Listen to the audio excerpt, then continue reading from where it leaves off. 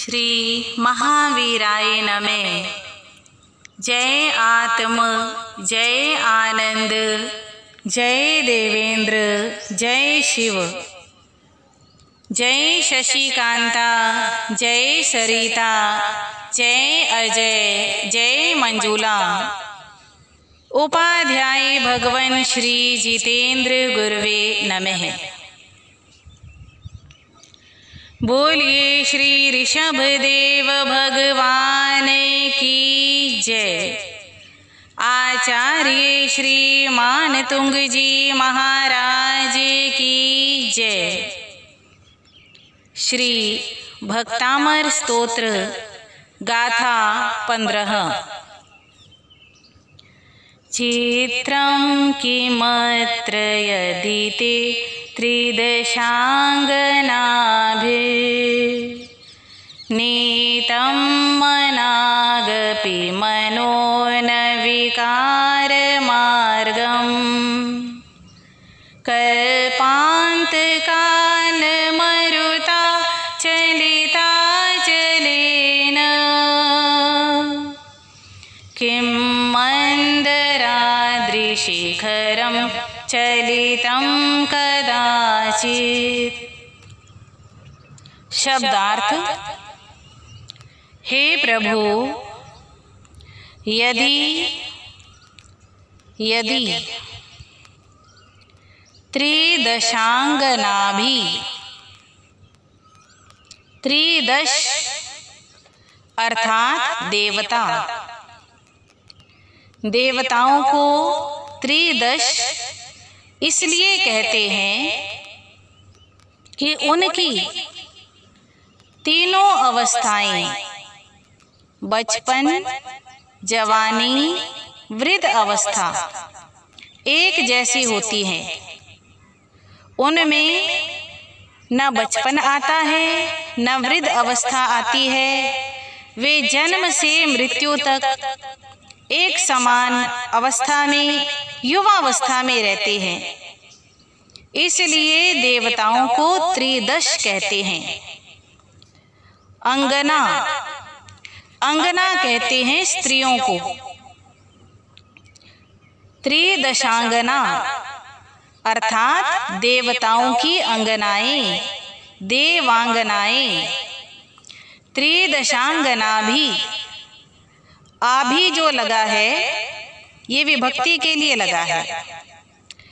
त्रिदशांगनाओं के द्वारा, देवांगनाओं के द्वारा, ते तुम्हारा, मनः मन, मनाक अपि थोड़ा सा भी, किंचित मात्र भी, विकार मार्गम विकार मार्ग को न नीतम प्राप्त नहीं हुआ तो अत्र इसमें किम चित्रम क्या आश्चर्य है, क्योंकि किम कदाचित क्या कभी, चलिता चलेन चलित किए हैं, अचलेन पर्वत, पर्वतों को अचल इसलिए कहते हैं कि वे कभी चलते नहीं हैं। पर जिसने अचलों को, पर्वतों को चलायमान किया है, ऐसे कल्पांत काल, प्रलय काल के मरुता पवन ने, हवा ने, मंदराद्रि सुमेरु पर्वत, मंदर पर्वत के शिखरम, शिखर को, चलितम चलायमान कर सकता है, अर्थात कभी नहीं। भावार्थ। प्रस्तुत गाथा के द्वारा आचार्य श्री मानतुंग जी महाराज प्रभु ऋषभ देव की स्तुति करते हुए, उनका गुणगान करते हुए कह रहे हैं, हे प्रभु, धन्य हैं आप। आपने इस संसार की काम वासना को, भोग विलास को, विषय विकारों को और विषय विकारों की असारता को इतनी अच्छी प्रकार से समझ लिया है, जान लिया है कि साधारण मनुष्यों की स्त्रियां तो दूर की बात है, देवलोकों की अप्सराएं भी आपके मन के अंदर तनिक मात्र भी विकार उत्पन्न नहीं कर सकती हैं। बड़े बड़े तपस्वी, ज्ञानी, साधक, ऋषि मुनि भी देवांगनाओं को देखकर कभी कभी चलायमान हो जाते हैं। जो विषय विकारों को जीतने का प्रयास कर रहे हैं और इस दिशा में बहुत आगे तक बढ़ चुके हैं, उनका चित्त भी डावाडोल हो जाता है, विकार को प्राप्त हो जाता है। पर प्रभु, आपका चित्त कभी भी विकार को प्राप्त नहीं होता